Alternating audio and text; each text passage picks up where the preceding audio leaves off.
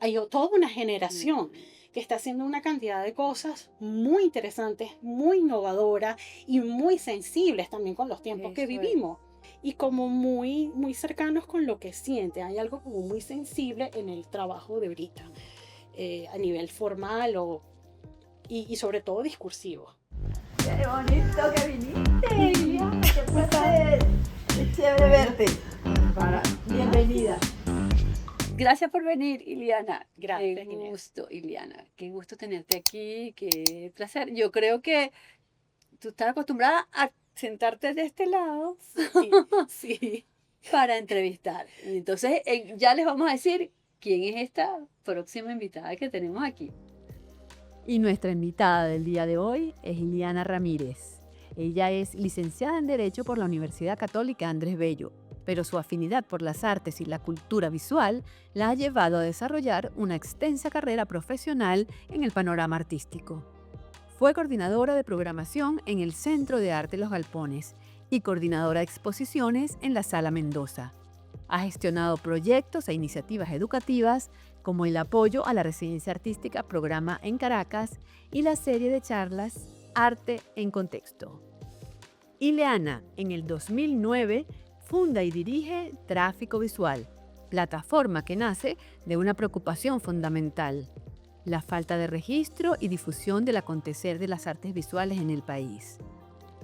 En década y media, esta página web ha consolidado su labor informativa con recursos digitales innovadores como las transmisiones en tiempo real, los podcasts y los videos, a la creación de un archivo de la historia del arte contemporáneo venezolano, de fácil acceso para todos los interesados. En el 2017, junto a la Embajada de España, conceptualizó y dirigió la 7ª edición del Seminario de Crítica de Arte de la Fundación Cisneros. Iliana participó en el 2019 en el 45 Salón Nacional de Artistas de Colombia, con un proyecto especialmente creado para esta invitación, Cruzando la Línea. En el 2021 fue jurado de la 16ª edición del Premio Eugenio Mendoza que organiza la Fundación Sala Mendoza en Caracas, Venezuela. En el 2023 realiza una residencia curatorial en Basilea, Suiza, con el proyecto de cooperación de Pro Helvetia, América del Sur, Atelier Mundial y el espacio de exposiciones Klingenthal. Con una gran pasión por el arte y la cultura, Iliana Ramírez ha dedicado su carrera a promover y difundir el talento artístico en Venezuela y la región. Yo soy Inés Espinal y esto es un nuevo encuentro de Luz es lo que se ve. Iliana Ramírez. Gracias. Iliana, en las conversaciones previas para que vinieras a conversar conmigo y eso, lo primero que me dijiste, ay, que me da temor, porque dime qué me vas a preguntar y tal, porque siempre estoy del otro lado. Y es verdad, Sí. yo no lo había pensado. Yo dije, eso es perfecto para iniciar la conversa.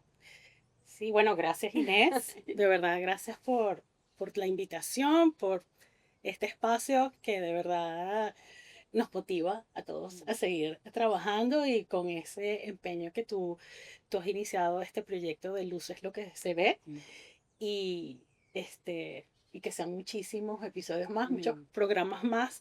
em, pero como dices tú, ciertamente me ha tocado estar del otro lado. Yo pongo en el banquillo a las personas, hacerle las preguntas y sí, por supuesto, el ser interpelado siempre da un poquito como de temor, pero pienso que también, bueno, es una experiencia bonita y es una oportunidad para compartir también parte de eso que he vivido y que he aprendido a través justamente de esas entrevistas. Bueno, hace mucho tiempo recuerdo cuando fui a un programa que tú también me invitaste de Caracas Vuelta y Vuelta con Faida Namens. También estábamos en esa posición, Ciertamente. un poco para contar, ¿no? De lo que está pasando, o lo que estaba pasando en la escena cultural. Y por supuesto, es como que, Ileana, respira, pausado, no te atropelles, todo lo que uno ve del otro lado, pero pero bueno. espero cumplir con la... No, me encanta porque, fíjate lo que son las percepciones. Yo aprendo mucho de ti. O sea, si hay una persona que puede ser referente en lo que estamos haciendo, por Ligid y yo, con este proyecto de Luz es lo que se ve, eres tú. Eres una persona que inició igual, con herramientas mínimas, con ningún conocimiento periodístico, ni mucho menos, no eres comunicadora. Me enteré que eres abogada, o sea, eso no me que sorprendió, pero con esa motivación, ese deseo y esa sensibilidad por el mundo de las artes, ¿no? Por contar lo que estaba pasando. Y yo creo que eso nos conecta mucho y además a mí me inspira muchísimo porque son ya 15 años, este año van a ser 16 años de Tráfico Visual. Tráfico Visual es una plataforma referente del arte contemporáneo venezolano y se está convirtiendo casi internacional, porque además entrevistas a artistas, sí, venezolanos que están fuera, pero además artistas que están fuera internacionales, ¿no? Que no son venezolanos. ¿Cómo fue ese proceso? ¿Cómo fueron esas ideas iniciales? ¿Cómo se gestó eso?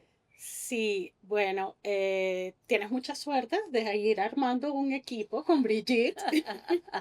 Yo cuando comencé justamente, no sé cuándo va a salir este programa, pero por febrero Ajá. del 2010, exactamente, fue el primer live, la primera transmisión en vivo que yo hice y fue un hit que yo no esperaba. Claro. Aparte que fue un invento de una manera muy improvisada y digo porque siempre lo hacía sola. Después buscaba amigos cómplices que me ayudaban y siempre estaban allí como apoyando, pero básicamente siempre ha sido una idea que he llevado en estos años de una manera más, no solitaria, pero sí como más autosuficiente, no sé Ujú. cómo definirlo. Empezó como yo quería grabar audios, justamente, pensando en el nombre, porque bueno, a todo que había que ponerle un nombre y cómo le Sí, íbamos a claro. poner, y quería ya tener un dominio. Venía esto del tráfico, me gustaba la idea, por cierto, este color de la silla era como el color que pensaba Con el color de de las señales de tránsito y me De hecho, se gustaba. llama amarillo tráfico. Ah, bueno, mira, qué bien, este es el pantone Este es el que me Pantone, pertenece, sí. me identifica. Entonces, nada, al ponerle visual, era como que no, esto ya tiene que ir a algo mucho más amplio, mucho más extendido. Y, y quería centrarme en Venezuela, quería centrarme, ya yo venía trabajando en la parte de gestión cultural, en la parte de producción de exposiciones en distintas instituciones, ya tenía cierta idea más o menos del medio, pero yo quería eso, que fuera algo como más abierto, enfocado en lo que estaba pasando en Venezuela, porque bueno, no arranca con muchas ambiciones, vamos a toda Latinoamérica y vamos a... No, no, no, vamos a hablar de lo que nos está pasando, de lo que nos conecta directamente. Y así empecé. Es más, recuerdo que esa fue como la primera transmisión en vivo. La primera entrevista que hice fue a Suon Lee y lo recordamos ahora en el reciente podcast, Ajá. en la conversación con ella. Hice una entrevista de video con una camarita muy sencilla. Yo no tenía el trípode. Y entonces, tú sabes, la cámara y toda Se mueve y temblando. tiembla. Y entonces yo no sabía cómo enfocarle la cara, las manos. Ella también estaba súper tímida. Total que eso quedó como un registro. Y así empecé. Creo que parte de estos proyectos, que después no son proyectos, ya son como iniciativas que se hacen referencia, porque ya Luz lo que se ve también está convirtiéndose en una referencia, sobre todo que es muy poderoso porque es audiovisual. Y es que sea que se mantenga en el tiempo, que sea de verdad algo constante. Y eso es lo que va a marcar un poco la diferencia bueno, con ideas que aparecen y sabemos que a ver, por muchos motivos Sí, no en el pueden camino se continuar. queda, sí. Pero bueno, hay que ponerle mucho amor. Sí, sí. Sobre sí, todo hay que ponerle eh, mucho amor, investigar mucho, estudiar y como tú dices, yo no soy comunicadora, siempre he tenido como un poco esa inquietud y esa cosa de conversar sí, sí. y, y de aprender, ¿no? Y de ir hilando allí como una conversa que nos lleve a algún lugar desconocido, pero que algo podamos aprender. Claro, claro. Y, y bueno, al principio sí, empecé como a buscar cosas mucho más, porque no sabía si esto iba a durar o no. Entonces, no, aparte que tampoco tenía como el presupuesto El como para músculo para hacer, invertir sí. en grandes equipos, pero así fui, entonces como entendiendo, no, necesito un sonido, Mm, necesito una estabilidad, cosas como muy, muy básicas mm, para entender. Y luego también dónde vas a ubicar todo ese contenido, ¿no? mm, Y para mí era muy importante crear la página, ujú. tráficovisual.com. Ahí arranca un poco con este tipo de materiales que eran como documentaciones de entrevistas y empecé a grabar lo que estaba pasando alrededor. Mm. Al principio era muy audiovisual. O sea, yo iba a cualquier evento y perdía permiso y lo Y grababa. lo grababa. Una charla, una conferencia, un diálogo. Y entonces era como ir haciendo un archivo donde las personas luego pudieran ir a Sí, consultar a ver fíjate, qué es estaba pasando. interesante porque acabas de hablar del tema de la página, ¿no?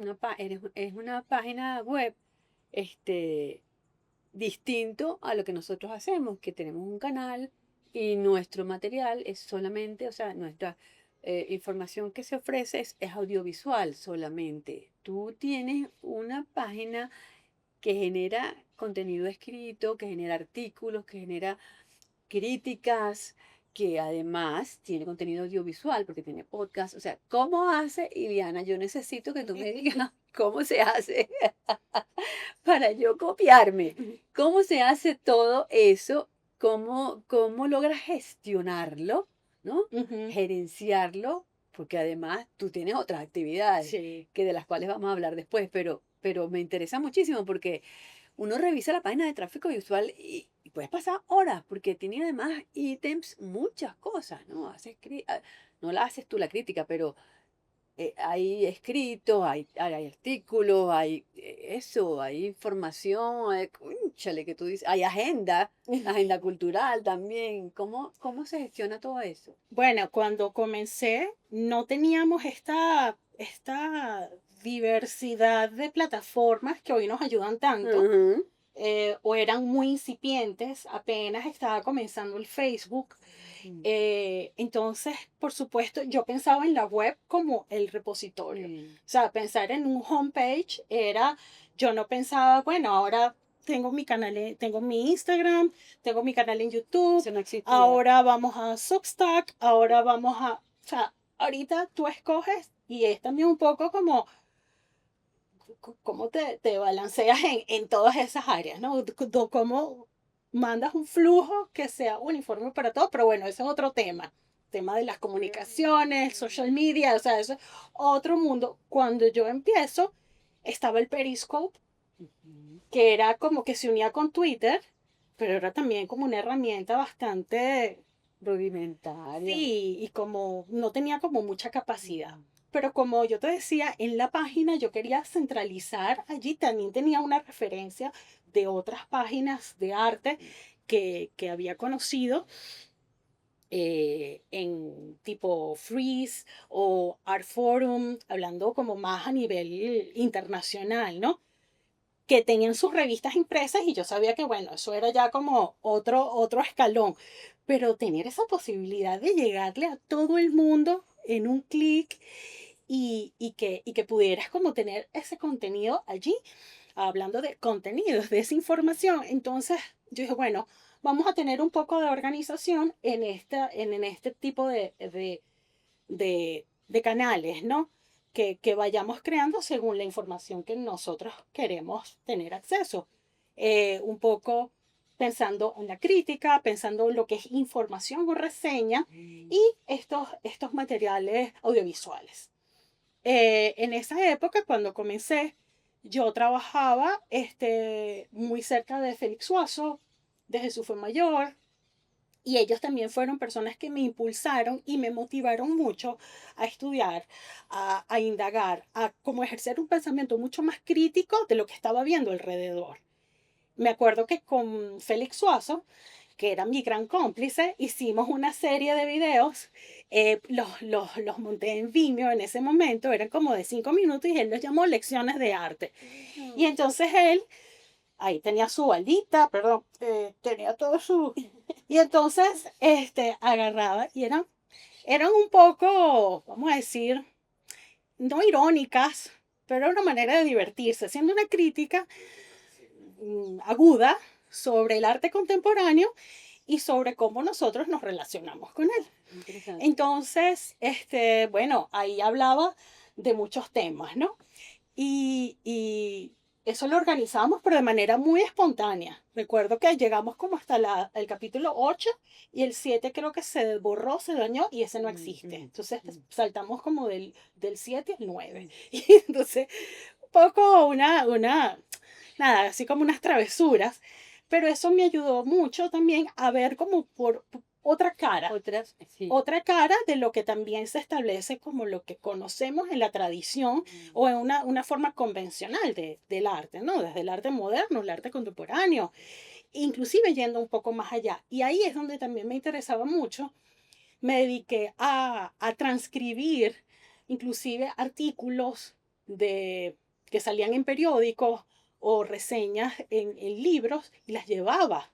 Porque yo decía, a lo mejor no está al alcance de estudiantes y de personas que están interesadas en investigar.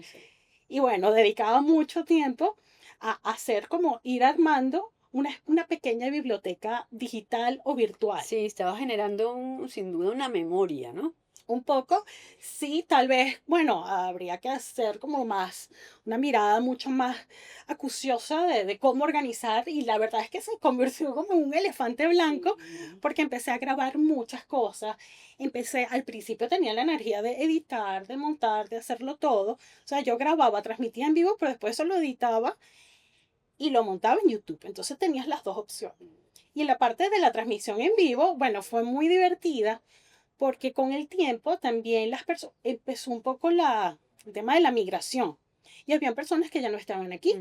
Y entonces cuando la cosa empezó a tener forma, que no me entendían, porque yo iba a un sitio con dos computadoras y la máquina y ponía un micrófono y la gente, ¿qué vas a hacer? ¿Por qué te sientas al lado de la persona que va a hablar? Y empezaba a transmitir en vivo y por un BlackBerry me decía, sí, sí se ve, se está oyendo y tal. Y entonces me empezaron a decir, mira, tú puedes venir para grabar eso, eso que tú haces. Y la gente empezó a seguirlo. Claro. Y me decían, y me empezaron a llamar tráfico. No conocían mi nombre, sino me decían, hola, tráfico. Bueno, y me decían, me lo dicen baja, y me a mí me escribían. dicen luz.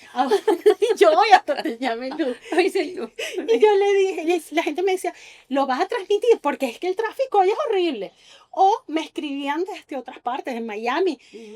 Y la gente se metía en los foros a opinar. Y ahí también tú ibas viendo que había una parte de nuestra comunidad del arte que se estaba desprendiendo, pero no de lo que estaba pasando, sino que ya no estaba en el lugar. Entonces, inclusive la gente de otras ciudades de Venezuela. Entonces eso fue como un punto muy interesante porque no solo era grabar, sino crear una red, Sí. un tráfico interno que después se convirtió en una red de amistad, de afecto Claro. y bueno, y para mí un Y de aprendizaje enorme. crecimiento, sin duda, Claro. sin duda. Sí, y a lo que yo iba, y a lo que yo siempre apunto, y que a mí me interesa muchísimo, y es ese resguardo, además de esa información, que no se tiene en ninguna parte, que se diluye, o sea, si es un evento cultural, si es una exposición, si es un artista que vino, si lo que sea en el mundo cultural, si eso no se graba, si eso no se guarda, esa memoria, eso se diluye, no existe. Y justo lo conversábamos recientemente con Ricardo Benaí, o sea, lo que tú no digitalizas, lo que tú no fotografías, lo que no existe después. Y entonces nuestra historia hablemos de todas las áreas de nuestra historia, Sí. ahorita específicamente la cultural, se pierde, Ujú. no existe. Y las generaciones nuevas y jóvenes, y ojo, estamos hablando de generaciones, la que viene inmediatamente antes, después que yo, Ujú.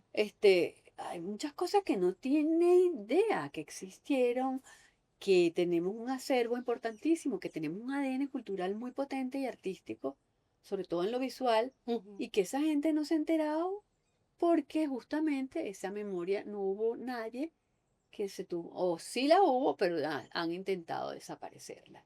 Ujú. Entonces yo creo que ese trabajo que hace Tráfico Visual como plataforma, en todas las áreas es súper importante. Y hemos hablado del tema de la crítica y eso también es súper importante porque yo siento que aquí no se hace crítica, y esto lo vamos a hablar así entre nosotros, Ujú. que nadie se entere, que no se hace crítica artística, o sea, no, ya no hay quien no crítica en el sentido de que la palabra, la connotación que la palabra tiene, sino Ujú. no hay esas reflexiones en torno a la obra de los artistas, no hay ese pensamiento profundo, ¿no? Ese hurgar en la investigación del artista, eso casi que ya no existe, o muy poco, de lo que se hace es muy poco. Sí, yo diría que, vamos a decir, antes a lo mejor era más visible porque había unos diarios que circulaban, había unas columnas, había algunas personas que eran muy conocidas porque fulanito de tal era un gran crítico, es más, era muy feroz, o había otro estilo también de reseñas, pero bueno, ya esos medios no estaban como a la mano. Mm. Sin embargo, con este proceso que hemos vivido de país, también todo se ha dispersado mucho. Entonces, tal vez es un trabajo que nos toca a todos y que creo que está en proceso de ir articulando todo esto que se está haciendo. Yo sí creo que hay gente que está haciendo crítica, que con mucho esfuerzo está haciendo algunas publicaciones entre personas, investigadores o curadores. Inclusive a veces hay o hasta artistas. Vamos a decir que ese rol tradicional del crítico puede que haya cambiado, sobre todo porque también Venezuela ha cambiado mucho. Bueno, el planeta entero ha Exacto. cambiado mucho. Hasta los canales Mm. de esa crítica, ¿no? Inclusive, o sea, no podemos descartar que estamos ante plataformas como TikTok o ir a un boletín que te llega todas las semanas. Entonces, también es lo que te decía al principio, ¿dónde capturar la atención? ¿Dónde poner el ojo para decir qué es lo que está? O sea, ahora es muy difícil como consolidar Mm. todo lo que está pasando. Por supuesto, a los que hay quienes tenemos cierta responsabilidad en ir aglutinando eso. Hay otras páginas, hay otros blogs y hay también canales, por ejemplo, hay gente que se concentra solamente en un Instagram y puede tener no sé, un espacio semanal donde habla allí. Ahora nos cuesta, o sea, creo que aprender o conocer es un reto, es un desafío muy grande porque tú no sabes dónde está la tendencia o Sí. no sabes dónde está como ese punto más álgido. O, por ejemplo, si te dedicas a visitar los espacios, yo creo que sí sería importante tener algo que fuera más cercano a nosotros y lo que pudiéramos recurrir para entender, ok, se está haciendo una crítica en Venezuela, pero ya va, es que también hay un montón de artistas, hay un montón de proyectos que están pasando alrededor del mundo. Ujú. Entonces, hacerle, yo miro, Seguimiento. hacerle ese seguimiento, es decir, bueno, entendemos lo que está pasando, sí o no. Marilena Ramos sacó un libro hace poco, o Jesús Torrivilla también, y tiene una acercamiento desde otra generación, Ujú. desde un punto de vista como Sí, mucho más sí. sociológico y más amplio, o también otros curadores que están haciendo, inclusive con mucho esfuerzo y con el apoyo de ciertas colecciones, exposiciones que también son como un ámbito de crítica. Ese reto que tienen los medios, ¿no? Ujú. Que ofrecen información, lo tiene también el que está buscando la información. Claro, el O que sea, quiere consumir, el que quiere... uno, el que quiere consumir, el que necesita informarse, que necesita saber qué está pasando, o lo que sea de su interés, es Es dificilísimo muy porque, difícil, o es sea, muy me voy difícil. para TikTok, no me voy en Instagram, no, mejor pues, déjame verme en YouTube si consigo algo, déjame ver. Y no lo Y, viste, pero si salió no, allá, y yo, pero ay Dios Dios mío, mío, y el pero Twitch, el otro, y que, sí, ¿qué?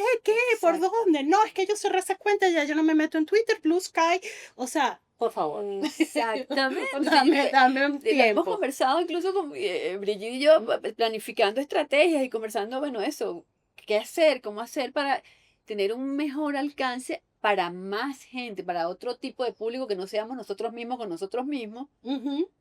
Y uno se plantea, bueno, entonces hay que hacer cosas en TikTok. Entonces y tú dices, pero, chale, vale, al final, qué fastidio, qué fastidio.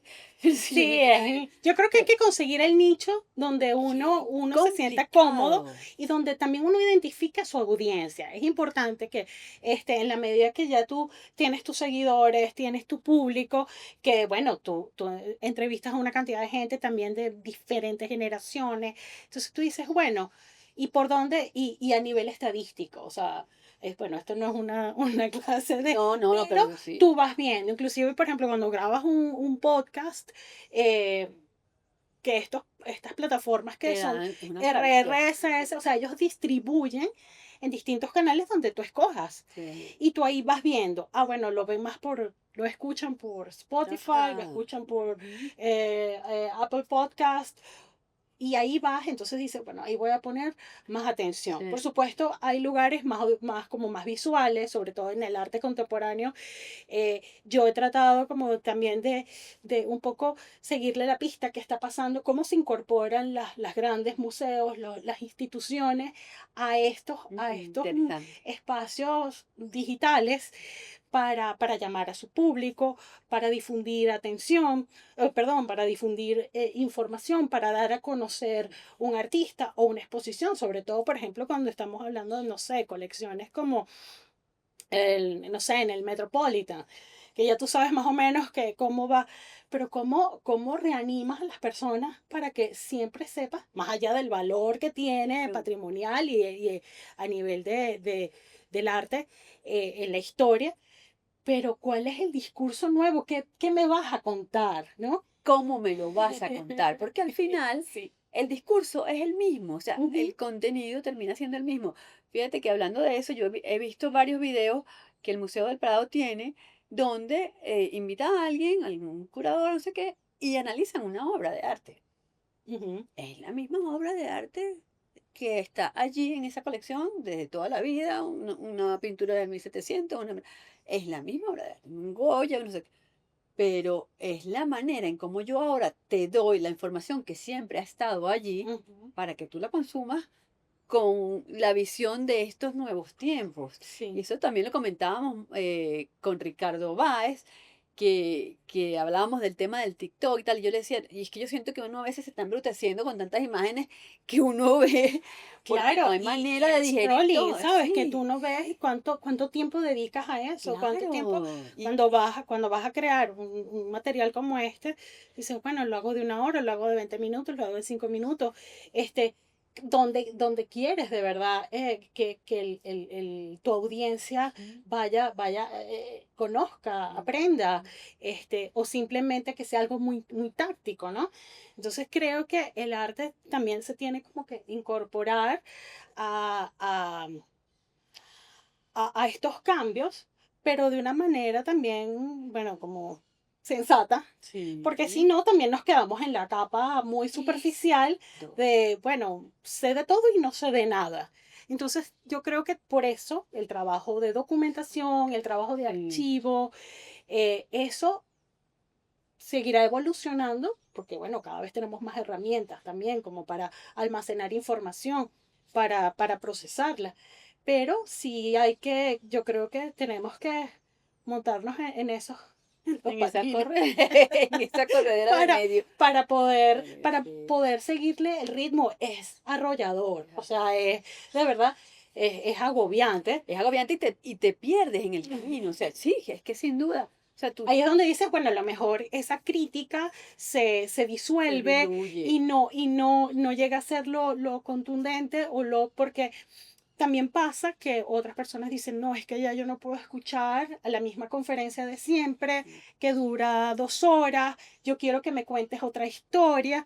Entonces ahí entramos en otro debate, ¿no? Porque si no es como esta conferencia de autoayuda, de energía, de que conectas conmigo y vamos a vibrar alto, pero ahí no hay nada, No hay nada. no hay absolutamente nada. Entonces, creo que a pesar de estos cambios tan vertiginosos, sí hay que seguir motivando a esta cosa de sentarse Sí. y escuchar al otro y atender, porque hay que desacelerarnos, Claro, desacelerarnos un poco profundizar, y profundizar la superficie. y no perder ese sentido crítico, porque entonces después nos convertimos en personas demasiado condescendientes con lo que vemos alrededor, con lo que está y todo está muy bien y una palmadita en el hombro Ujú. y no, entonces no vemos las obras, los discursos o sea, no son, em, no sé, no nos cuentan una historia que sea de verdad contundente. Entonces forma parte ya como de una serialidad de tendencias, de agendas Claro. políticas, Y agendas de culturales. que me apego al algoritmo. Exacto, y ya empieza a haber un algoritmo que es como más de dinámicas personales, Ujú. pero es inevitable. Bueno, eso siempre ha existido, la tendencia, ¿no? Sí. La tendencia, y en el arte siempre hay ciertas tendencias. Entonces, yo creo siempre en ese ánimo de torcer un poco el curso de las cosas, de mirar como de retroceso y tratar siempre de, sí, de ser críticos pero también ser respetuosos de lo que, bueno, de lo que estamos observando alrededor, porque a Sí. veces hay, en la crítica también hay como un espíritu de arrogancia que tenemos como que un poco, Sí. tener un Sí, poco de sí, sí, sí, sí, perspectiva sí, sí, sí, y ciertamente. saber, y por ejemplo, en cuanto a los artistas emergentes, en cuanto a otras generaciones. Entonces creo que tiene que haber cierta comprensión. Sí, No podemos ser tan avasallantes sí, sí, en y este tan medio tajantes, ni tan tan... tajante. Lo digo, o sea, empezamos a hablar de la página, empezamos a hablar de los contenidos, pero también un poco de lo que estamos haciendo en cuanto a Claro. propuestas, en cuanto a, a proyectos, a lo que se está haciendo en los espacios.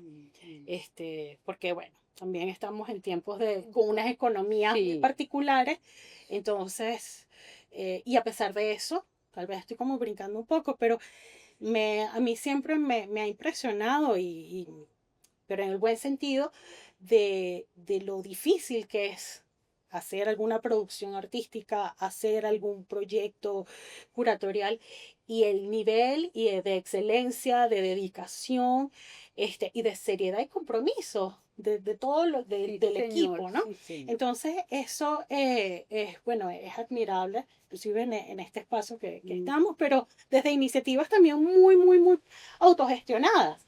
Y hay tenemos como una especie de canon, como de estructura de que queremos hacer bien las cosas. Eso es. Qué bonito lo que Este, acabas de decir, porque sí, ciertamente, y eso lo digo también siempre, yo creo que eso está como lo tenemos como en la sangre, ¿no? Pero bueno, además, tenemos una tradición es y lo que eso no podemos ir contra no esto, podemos ir a contra eso, pesar que muchos la desconozcan, pero hay algo que nos está ahí. antecede y eso hace también que uno sienta como un respeto. Un respeto por lo que ha Ujú. pasado y por lo que traemos como responsabilidad, ¿no? Con sus cuestionamientos, con todo, pero lo tenemos Sí. y eso hay que valorarlo y eso hay que traerlo otra vez al Y presente y recordarlo. exactamente, eso es. Y lo importante que acabas de decir es que además queremos hacerlo bien. Ujú, Y desde lo individual o desde lo colectivo, o sea, desde sí, consiguiendo los apoyos, tú sientes que con quien trabajas, que quien está contigo o individualmente, busca la manera de que la cosa salga y Increíble. sale. Parece, en el último momento parece algo imposible. Bueno, pero es que además yo creo que los venezolanos somos unos productores maravillosos. Hay Porque un momento mágico cuando uno está haciendo un montaje, algo que te dice, ok, ¿qué pasa? Y de repente de verdad salió. ocurre. Es Ocurre verdad, la magia. Es verdad, es verdad. Liliana, has hecho un trabajo como muy, o sea, has hecho como una ronda por todo lo que significa el mundo de las artes, desde la comunicación, o sea, has sido difusora de proyectos culturales, de información cultural con la página, pero has trabajado también con la Fundación Cisneros, o sea, has estado en el área gerencial, ¿no? Del arte, en el área curatorial, has hecho residencias de artista también, ¿no? También enfocadas hacia el área curatorial, pero has tenido la experiencia. Cuéntame cómo es ese retorné, esa vuelta que has dado, qué te enseña, qué te gusta más, dónde te sientes más cómoda. Es una pregunta interesante, porque, claro, yo comencé en la parte de administración de las artes. O sea, de hecho, mi lugar, mis primeros pasos en el mundo del arte fueron en la Sala Mendoza en el 2002, Ujú. recién graduada de abogada en la Católica, Qué de la cómico. UCAP. Eso es muy cómico. Pero bueno, así fue y entré sin mayores conocimientos, con toda la disposición de aprender y me tocó un equipo maravilloso del cual tengo los mejores recuerdos, grandes amistades. Es una institución que respeto muchísimo y para mí era como, bueno, lo máximo, estar allí. Y yo seguí trabajando en el área, vamos a decir, tras cámaras, o sea, o tras bastidores, en todo lo que era producción de exposiciones, montaje, coordinación de proyectos. Y así fui como teniendo distintas experiencias bueno, desde trabajar en el Centro de Arte de los Galpones, luego en la Fundación, como dices tú, la Fundación Cisneros, la colección Patricia Phelps de Cisneros, que fue como uno de los retos más grandes. Ahí sí era era coordinación de los programas en Venezuela en ese momento, que incluía un ciclo de conferencias a nivel nacional, un seminario internacional, encuentros con artistas emergentes, con jóvenes, organizar residencias.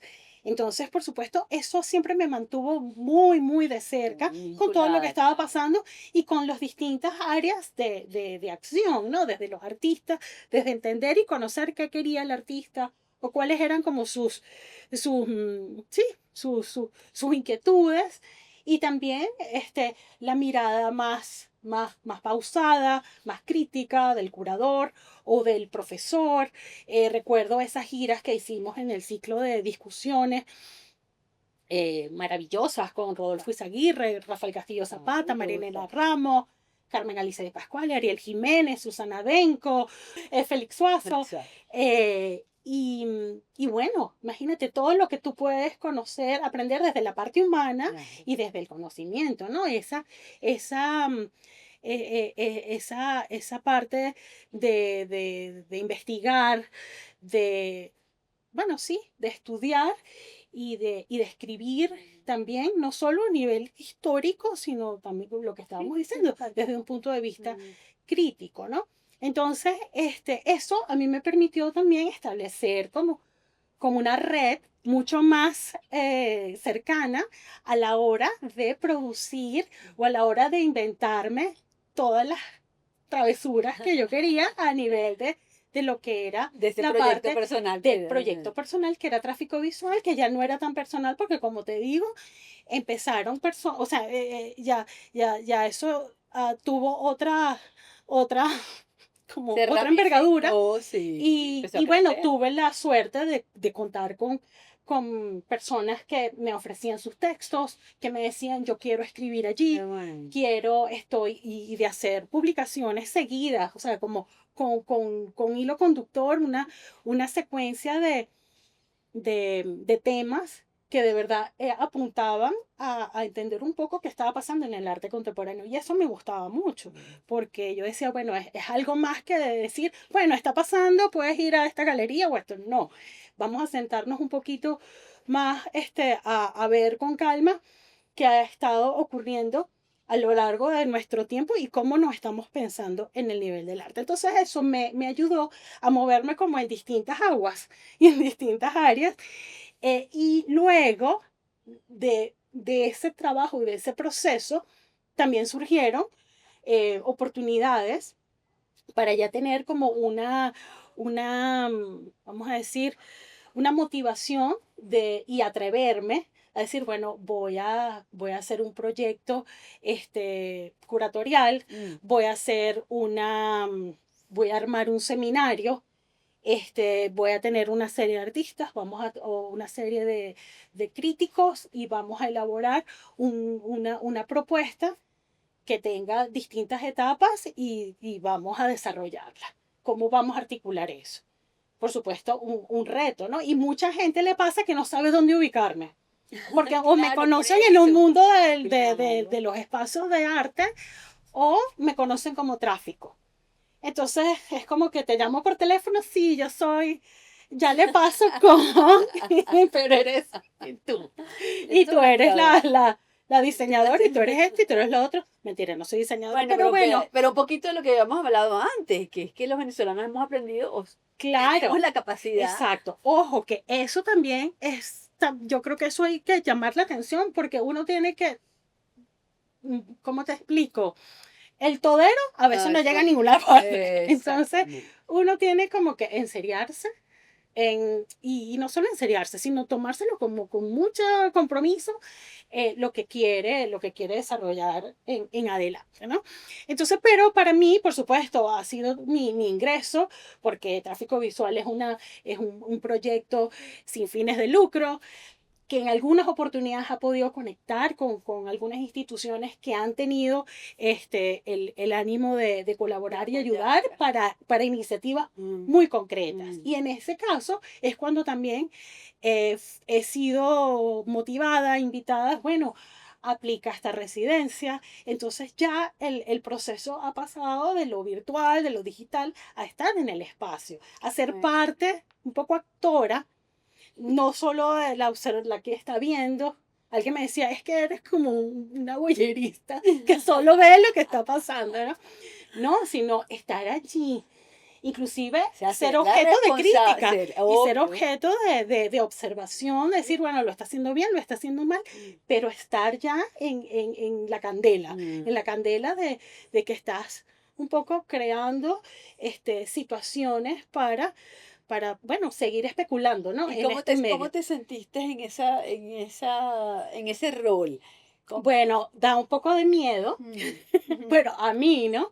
Porque, claro, estoy acostumbrada a protegerme con unos Detrás, lentes, sí. con una cámara, con un micrófono, yo no salgo. Inclusive yo antes hacía las entrevistas y yo no ponía mi voz. Yo hacía las preguntas y yo editaba mi voz. Entonces eso parece un monólogo poco extraño. Y dije, no, así la pregunta no se acuerda, tú tienes que aparecer Claro. porque tienes que crear un Sí, ambiente sí. de diálogo y de participación. Entonces, para mí sí ha sido un reto, una persona que venía como de un lugar totalmente alejado y entender bueno, que estas responsabilidades o estos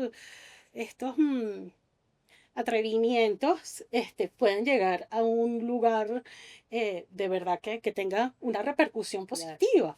Entonces, para mí es difícil, pero me motiva a seguir como en eso, preparándome y rodeándome siempre también de las mejores personas bueno, para que sea algo de verdad profesional Claro. y divertido. Sí. Qué bueno, me encanta porque, bueno, nos da como una visión, como muy cenital, ¿no? De lo que pasa, de cómo se mueven las cosas. ¿Cómo sientes tú en este momento, ya que te puedes mover en todas esas áreas, ¿no? Bien sea como boyerista, o bien sea como investigadora, como crítica, o como curadora.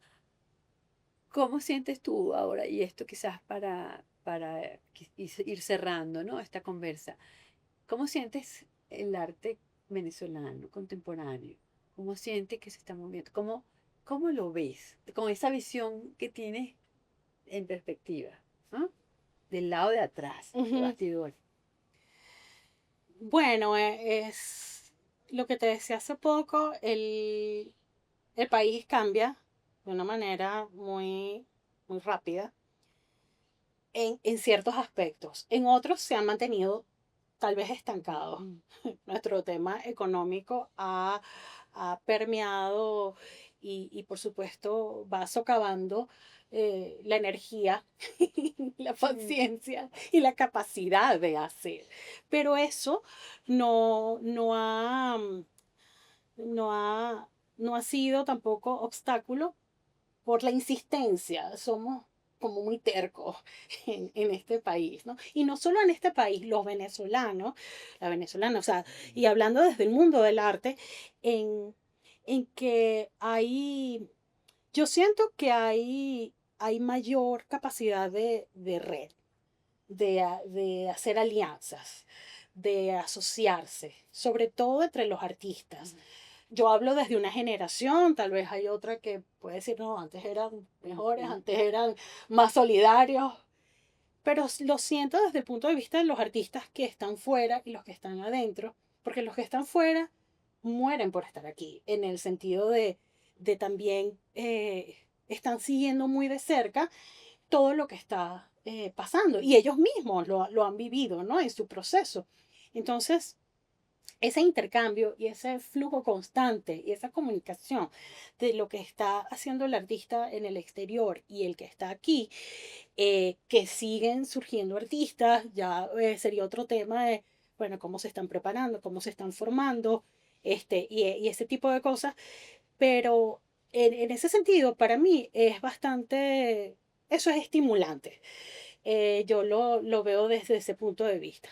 Tal vez no tengamos las grandes producciones y las grandes exposiciones mm. que uno quisiera que giran por el mundo o de artistas aquí que tienen proyectos maravillosos Que puedan ser este, expuestos en y museos. que, bueno, la escala del lugar o la inversión, esperamos por un patrocinante y una mano amiga Ujú. que lo pueda hacer, pero sé que hay esa voluntad. Hay la voluntad de, bueno, de las personas que están en capacidad de hacerlo, eh, y hay es como un recogimiento de decir, bueno, ¿en dónde estamos? ¿Qué podemos hacer? Vamos a seguir, vamos a continuar. De una manera tal vez más austera, de una manera en una escala que se ajusta más. No vivimos los tiempos dorados cuando teníamos, cuando habían unos fondos o habían otros espacios que estaban al alcance. Estamos en unas circunstancias muy particulares, pero yo creo que eso también nos hace como también darle la vuelta y decir, bueno, mira, vamos a seguir, vamos a continuar. Y esa alianza, esa sede de artistas que están fuera y invitan a algunos curadores o investigadores o los propios creadores que están aquí.